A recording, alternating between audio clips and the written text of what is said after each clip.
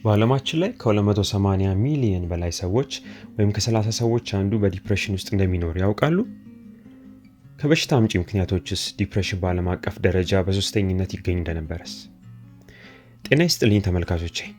በሚቀጥሉት 10 ደቂቃዎች ከነዚህ በተጨማሪ ስለ ዲፕሬሽን ምንነት፣ ስለ ምልክቶቹ፣ ስለ መፍትሄው፣ በቅርቡ ስለተመዘገቡ ሳይንሳዊ ግኝቶች እንዲሁም የሃሪ ፖተር ጸሐፊዋ የጄኬ ሮሊንግን የዲፕሬሽን ጉዞ እናነሳለን።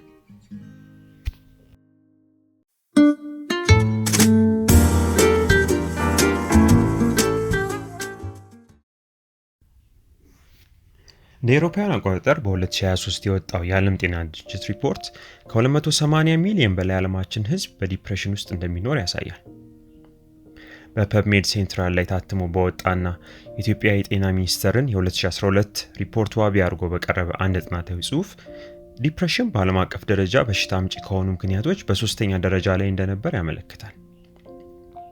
በዚሁ ጥናት ላይ የዓለም ጤና ድርጅት 15% የሚሆነው የዓለማችን ሕዝብ በህይወት ዘመኑ በትንሹ አንድ ጊዜ በዲፕሬሽን ተጠቅቶ እንደሚያውቅ ሲያሳይ፣ በኢትዮጵያ ደግሞ የዓለም ጤና ድርጅት ከጅማ ዩኒቨርሲቲ ጋር በጋራ በመሆን ከተመረጡ ከተሞች በሰበሰቡት መረጃ ቁጥሩ ወደ 9.1% ይጠጋ እንደነበር ያሳያል። ዲፕሬሽን የምንለው የበሽታ አይነት ብዙ ሰዎችን የሚያጠቃ ከባድ የሆነ የአእምሮ ጤና ችግር ሲሆን፣ አንድ ሰው የሚያስበው የሚሰማውና የሚሆነው ነገር ላይ ከባድ የሆነ ተጽዕኖ የሚያሳድር በሽታ ነው። ዲፕሬሽን ጊዜያዊ የድብርት ስሜት ሳይሆን ለረጅም ጊዜ በመዝለቅ የኑሮ ሁኔታን፣ ግንኙነቶችን እንዲሁም አጠቃላይ ደህንነትን የሚያዛባ የበሽታ አይነት ነው። ይህም አድርጎ ሜጀር ዲፕሬሲቭ ዲስኦርደር ወይም ክሊኒካል ዲፕሬሽን የምንለው ደረጃ ላይ ከደረሰ የዕለት ተዕለት ተግባራቶቻችንን ማድረግ እስኪያቅተን ድረስ ተጽዕኖ በመፍጠር ለተለያዩ አካላዊና ስሜታዊ መዋዠቆች ይዳርጋል። በዚህ ምክንያት በቀላሉ መውጣት ወይም ስናፕ አውት ማድረግ አስቸጋሪ ይሆናል። አሁን ደግሞ የድባቴ ወይም የዲፕሬሽን ምልክቶችን እንይ።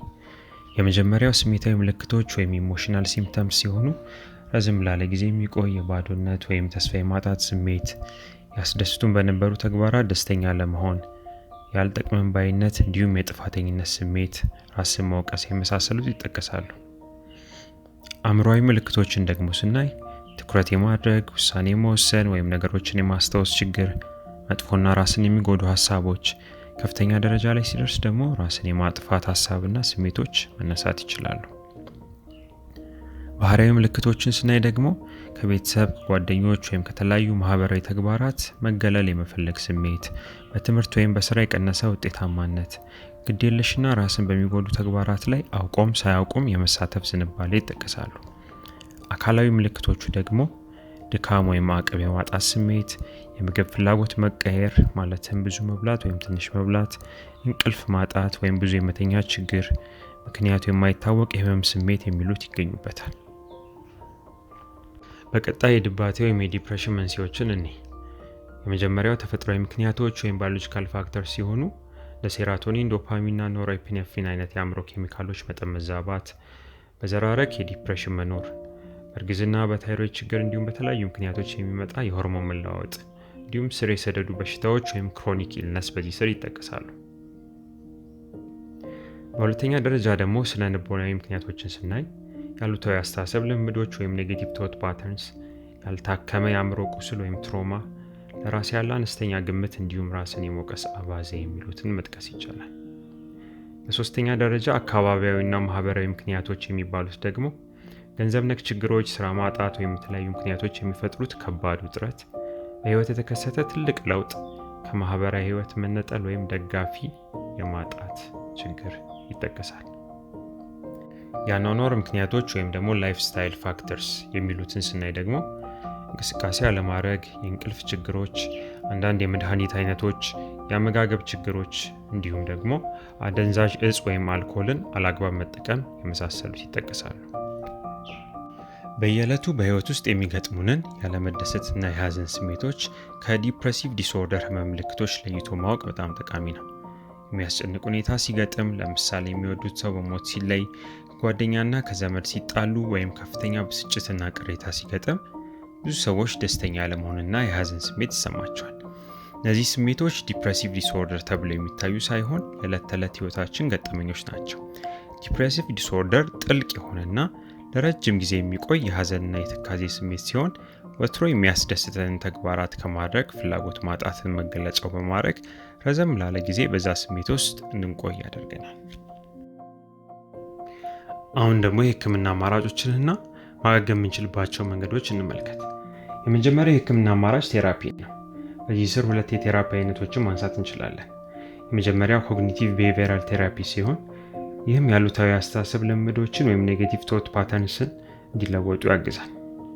ሁለተኛው የቴራፒ አይነት ደግሞ ኢንተርፐርሰናል ቴራፒ ሲሆን ይህ ደግሞ ከሀዘን፣ ከጸብ፣ ከመገለል እንዲሁም ከመሳሰሉት ጋር የተያያዙ ነገሮችን በባለሙያ እርዳታ በመፍታት ሰዎች ጋር ያለን ግንኙነትን የምናስተካክልበት መንገድ ነው። ሁለተኛው አማራጭ ደግሞ ወደ ጤና ተቋም በመሄድ የሚታዘዙልን መድኃኒቶች መጠቀም ይሆናል። በተለይ አንቲዲፕረሰንት ወይም ጸረ ድባቴ የምንላቸው የመድኃኒት አይነቶች ድባቴን ለማከም በባለሙያ የሚታዘዙ ሲሆን በተለይ ብዙ ጊዜ ከቴራፒ ጋር አብረው የሚሰጡ ናቸው። በሶስተኛ ደረጃ የሚጠቀሰው የአኗኗር ለውጥ ወይም ደግሞ ላይፍ ስታይል ቼንጅ ማድረግ ነው። ይኸውም በቋሚነት አካል ብቃት እንቅስቃሴ ማድረግ፣ በቂ የሆነ እንቅልፍ፣ ወጥ በሆነ ጊዜ ማግኘት፣ ማይንድፉልነስ ሜዲቴሽን መስራት የሚሉት ይገኙበታል።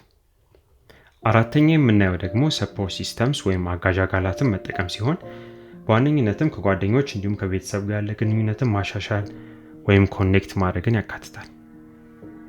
በቅርቡ የተመዘገቡ ሳይንሳዊ መፍትሄዎችን ስናይ ደግሞ በመጀመሪያ ደረጃ ራፒድ አክቲንግ አንቲዲፕረሰንትስ ከሚባሉት ውስጥ ኬታሚን ይገኝበታል። አብዛኞቹ አንቲዲፕረሰንት መድኃኒቶች ውጤታማ ለመሆን ሳምንታት የሚፈልጉ ሲሆን አዳዲስ ራፒድ አክቲንግ ወይም በፍጥነት የሚሰሩ ህክምናዎች ተስፋ የሚጣልባቸው ሆነዋል። በተለይ ኬታሚን የተባለው ንጥረ ነገር የዲፕሬሽን ምልክቶችን በሰዓታት ውስጥ ማሻሻል በመቻል እምርታ አሳይቷል። ቀጣይ ደግሞ በስታንፈርድ ተመራማሪዎች የተሰራ ስታንፈርድ ኒውሮሞጁሌሽን ቴራፒ የሚባል የህክምና አይነት ሲሆን ከዲፕሬሽን ጋር ተዛማጅነት ያላቸውን የአእምሮ ክፍሎች በፐርሰናላይዝድ ማግኔቲክ ስቲሙሌሽን ሜተድ ማከም የሚያስችል ነው። ይህ ህክምና ዘዴ ትክክለኛ ባልሆነ አቅጣጫ እየተጓዙ ያሉ የብሬን ምልክቶችን ወይም ብሬን ሲግናልስን በመቀልበስ ዲፕሬሽን ውስጥ ያሉ ሰዎች ከፍተኛ ለውጥ እንዲያመጡ አስችሏል። ሌላኛው ህክምና ደግሞ ትራንስክራኒያል ዳይሬክት ከረንት ስቲሙለስ የሚባለው እንደ ሄድሴት ያለ መሳሪያ ሲሆን አነስተኛ መጠን ያለው ኤሌክትሪክ ከረንትን ወደ ጭንቅላታችን በማስተላለፍ ዲፕሬሽን ምልክቶችን በሳምንታት ዕድሜ እንዲጠፉ ያደርጋል። በቅርቡ በተደረገ ጥናት ከ57% በላይ የሚሆኑ ተሳታፊዎች በ10 ሳምንታት ውስጥ ሙሉ ለሙሉ ከዲፕሬሽን ምልክቶች ነፃ መሆን እንደቻሉ ያሳያል።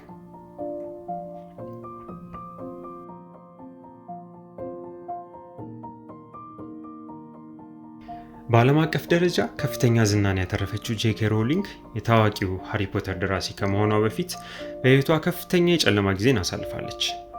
በሀያዎቹ ዕድሜዋ አጋማሽ ሮሊንግ አዲስ ህይወት እንደምትጀምር ተስፋ በማድረግና እንግሊዝኛ ለማስተማር ወደ ፖርቹጋል ትሄዳለች።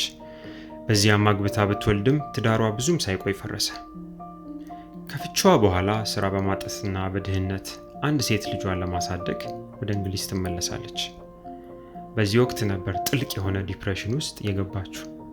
የጥቅም አልባነት ስሜት ይሰማትም ስለነበር በተደጋጋሚ ራስን ከማጥፋት ሀሳብ ጋር ትታገል ነበር። ከዚህ ትግል ለማምለጫ የሆነላት አንዱ ነገር ጽሑፍ ነበር። በዚህ ወቅት ነበር ሃሪ ፖተር የተሰኘውን ዕውቅ መጽሐፏን በመጻፍ የበቃችው። ከዛም ለማሳተም ወደ 12 ማተሚያዎች ብትሄድም አንዳቸውም ሳይቀበሏት ቀርተዋል። በመጨረሻ አንድ አነስተኛ ማተሚያ ተቀብሏት መጽሐፏን ለህትመት በማብቃት ከ600 ሚሊዮን በላይ ኮፒዎችን በመሸጥ እስከ ዛሬ ድረስ በሽያጭ ቁንጮ ከሆኑ ጥቂት ደራሲዎች መሃል ለመቀመጥ በቅታለች።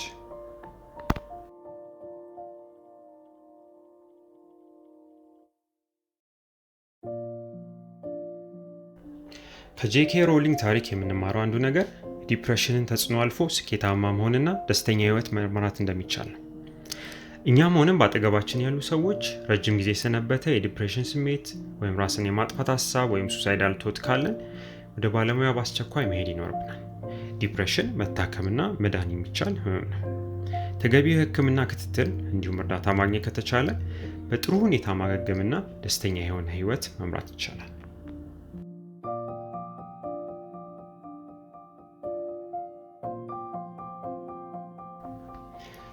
ተመልካቾቼ በዛሬው ዝግጅት ስለ ዲፕሬሽን ምንነት፣ ምልክቶች እና መንስኤዎች፣ መፍትሄ እንዲሁም ስለ አንዳንድ ሳይንሳዊ ግኝቶች አይተናል።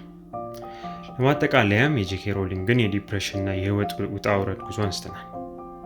ለማጣቀሻነት የተጠቀምኳቸውን የመረጃ ምንጮችና ጥናታዊ ጽሑፎች ከስር ባለው ሊንክ ላይ ማግኘት ትችላላችሁ።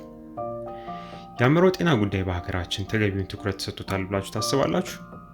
አስተያየታችሁን ኮሜንት ላይ እጠብቃለሁ። ይህ ቪዲዮ ጠቃሚ ነው ብላችሁ ካሰባችሁ ለምሰራው ስራ ስለሚያግዘኝ ላይክ፣ ሰብስክራይብ እና ሼር ማድረግ አትርሱ። በቀጣይ ቪዲዮ እስከምንገናኝ ሰላም ቆዩ።